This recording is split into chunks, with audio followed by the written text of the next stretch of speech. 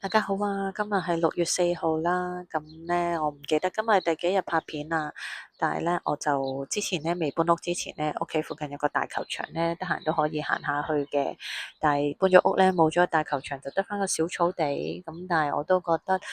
今日呢個日子都應該係去落嚟坐下，想一想，停一停，諗一諗。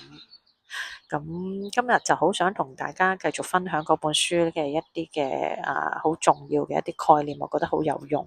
咁其中咧入邊咧嗰本書咧就提到咧，我哋有時學習上面咧如果係學一啲嘢係需要我哋概念上嘅改變嘅話咧，其實咧係唔容易嘅。咩意思咧？即係譬如我哋有時咧聽到一啲新嘅理論啦，你聽就聽到啦。但係咧，你都未必會跟住去做。就算你幾認同嗰個概念都好，但係你都未必會做得到或者用得到。個原因唔係因為你唔明點做，或者你唔認同個理論，而係當你要接受呢個理論嘅時候咧，可能你要放低一啲你既有嘅習慣，你一貫嘅做法。咁呢一種咧，作者就形容咧呢一個係一個 uneducation，係難過 re-education 嘅。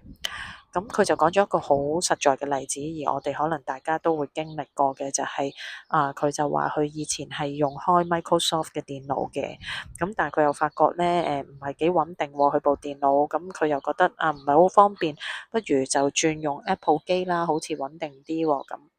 咁點知當佢轉咗部 Apple 嘅Mac 機之後咧，佢又遇到另一個問題，就係發現原來 Apple 同 Microsoft 嘅 design 都好唔同㗎喎，啲嘢啲掣啊，點樣開個 file 咧，都突然間變得好困難。如果佢繼續用 Microsoft 嘅方法咧去做嘅話咧，咁咧其實咧就係做唔到嘅。咁所以咧，哎呀，我個女突然間出現咗，佢佢知我拍緊片唔走過嚟，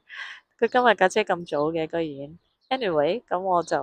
錄到呢度先啦，我要接翻個女先，等陣間再補翻俾大家吓，拜拜。